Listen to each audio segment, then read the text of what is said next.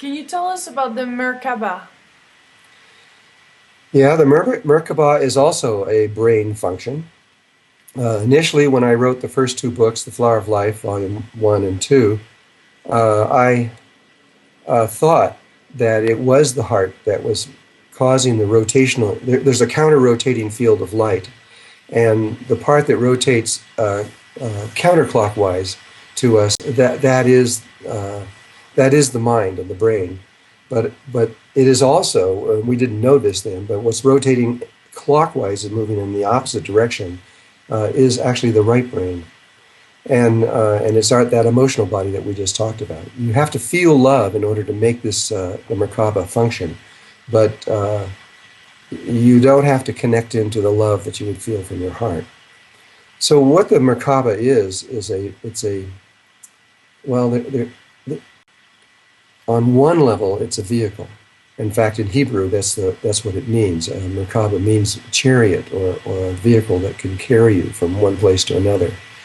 And it was, we all knew what this was a long time ago. I mean, however, when we lost everything in Atlantis, we lost the ability to even make a Merkaba, and we were stranded, left by ourselves. And we've all been left by ourselves now for the last 13,000 years. But the Merkaba has the potential of taking someone from one-dimensional world into another dimensional world. When we die, that's what we do. We must have our Merkaba to get over into the other levels, or we couldn't do it. But we do it unconsciously now. We don't do it consciously.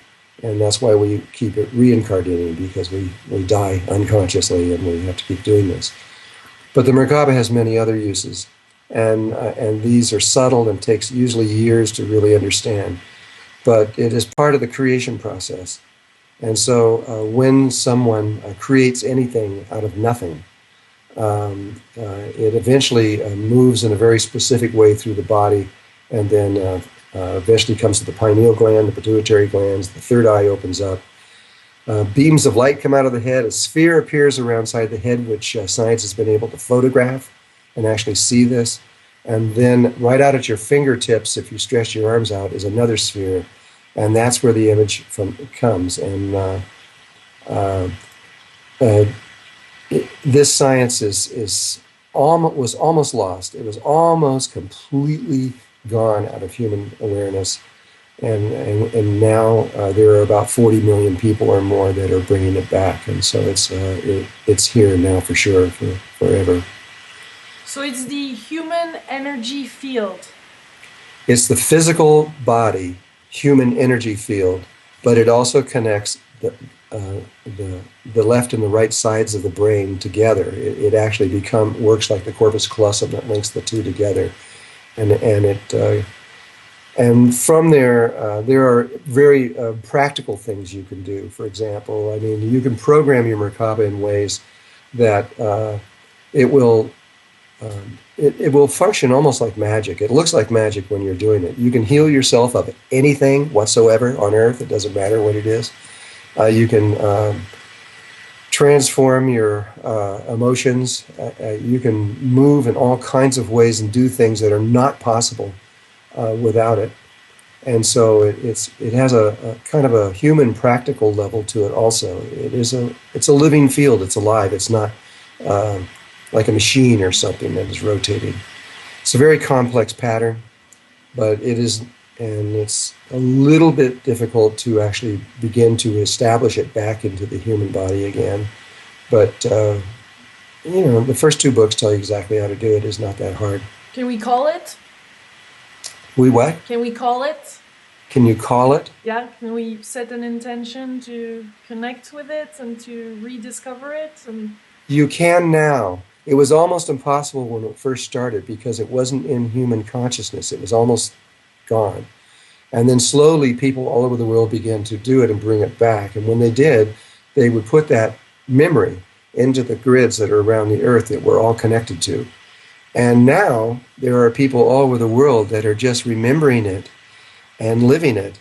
And they've never been to a school. They don't know anything on those kind of levels. They could not probably describe it geometrically, or ratios or speeds or mathematics involved with it. But that doesn't really matter. They can bring it back and make it alive, and there are millions of people doing this now. It's very encouraging. So what is it? Its relationship with the Kundalini?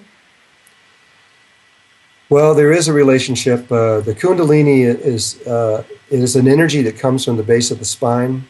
There is one energy there, and there are 5 channels that run up the spine.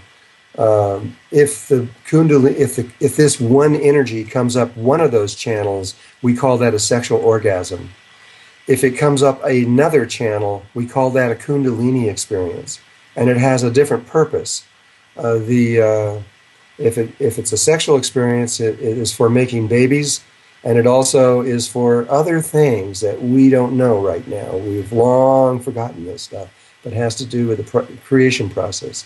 Sexual energy can create anything, actually, not just a baby, but anything. Mm-hmm. And but if that energy is purposely drawn up another channel, and you have a Kundalini experience, one of the functions is that it drives that person to find God.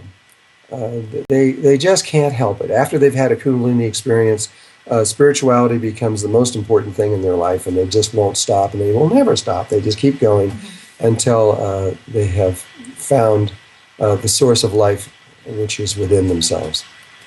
And there's other ones. There's one associated with the heart, which people are starting to have experiences now, which is quite extraordinary. There's another channel you can move that energy up, but in order to do it, you must be centered in your heart space, in the sacred space of the heart. And if you do, once you get centered in there for a certain length of time, then this amazing experience takes place where it's another, like an orgasm, very much like a Kundalini, only it's about, I don't know, I'm guessing it's 100 times more stronger, and it lasts a very long time. It lasts about 20 minutes. But a white energy field that surrounds you, and it's hard to believe until you actually have the experience of it. And what it does, though, is there are external fields that the heart creates around the human body. They're called toroidal fields, and there's 2 of them. HeartMath at Stanford was the one that mapped these and was able to find them and scientifically prove them. Mm-hmm. But around the Merkaba, there are actually thousands of these toroidal fields, and they're all aligned with the spine. But the other fields are aligned with the heart itself, so they're off just a couple inches, but it might be 2 inches, but it's a long ways. And when you have this experience, the toroidal fields that are generated by the heart move over and align and phase lock with the Merkaba fields. And at that point, a transition has taken place, and that person is permanently in their heart at that point. They will not go back the other way. And that is a significant moment in a person's life when that takes place. There are 2 other channels, but they are for much longer in the future. We're not there yet. We can't do it from these bodies that we have. We will gain other bodies. We don't know about this yet either, but there are other bodies that we will achieve. They were all mapped out and precisely out of Egypt. You can actually see the sizes and everything in Egypt of the statues. But so someday in the future, human beings will experience these 2 other kinds of orgasms that come up that spine that have other purposes. But right now, there's only 3 available to us. Are you saying that physically we're going to become bigger like avatars? Avatar is pretty interesting that James Cameron was able to become aware of that. Yeah. Our bodies are about to do exactly that. The height is that what we know is that on other planets everywhere, all over, as well as this planet here, that when you reach this next level of consciousness, your body grows to females grow to about 10 to 12 feet high, and males are about 14 to 16 feet high. And we get this huge head and very massive brain compared to what we are now. And it is one of the 5 levels of consciousness that are possible with humans. And that's exactly what we are in the process of doing. We won't see that here because we won't be on this level. This is that we're talking on the third dimensional level of the earth. That all takes place in the fourth dimensional level of the earth, and uh, uh, but that is exactly what the Mayans are predicting, and the Hopi and everything right now is that there's going to be this pole shift, physical pole shift that'll take place, a magnetic pole shift also that'll precede it, and during that or shortly after it, we will transform, and in that transformation, we go fourth dimensional Earth, at which our bodies begin to change. We can predict it mathematically exactly. It's amazing at this point, but So how he figured that out, I don't know, but it was pretty good. it's probably in tune. Yeah, it probably is. So your mathematical background has tremendously helped you in this research, because I read that originally you wanted to go for mathematics and science, and then you're like, something is wrong here, I'm changing path, and kind of Yeah, I right did. I before got down. I diploma. was in the last quarter of physics and math. I only had to go just another couple more months, and I decided not to do it and switched over to the right brain and studied fine arts and painting.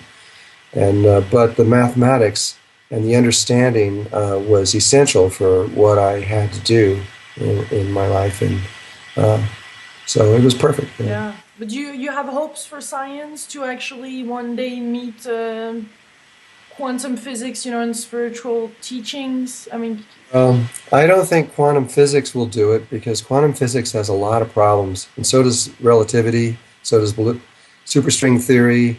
Uh, but yes, someday I believe that spirituality in its purest and cleanest form and science in its purest and cleanest form are the same thing. There's no difference. They will be describing the same reality and will understand it in exactly. They'll be the same thing. Russia has just come out with a new theory of everything, which is the most extraordinary thing I've ever seen in my life. And they can predict every single thing. They can predict where every single photon will be any time in the future or the past. And that is a huge accomplishment just purely by mathematics. And so what we think is we think that we have free will and that everything is just happening exactly according to whatever we're doing, and we're doing it. But these mathematics seem to show another picture, and that is that everything that's happening is predetermined, and they can actually, the very words that we're saying right now can mathematically be determined. And so, wow. don't know where all this is going, but we'll soon find out someday, I guess. Is there some steps for people that are beginning and really realizing the importance of living with an open heart?